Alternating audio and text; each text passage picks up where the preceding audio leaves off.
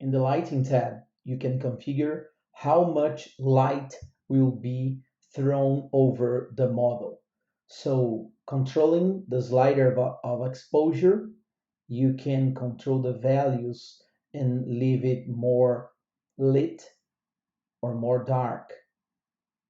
Remember that the lighting doesn't change the shadow, so it's not a direct correlation.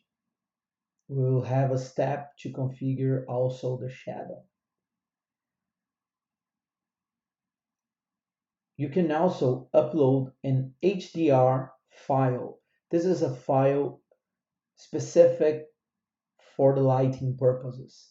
So it's an image that we have also on our samples. So we can choose, we have three options.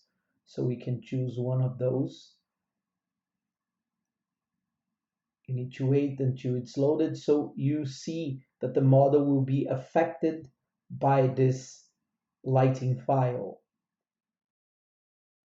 High resolution files could bring more realistic results to the model.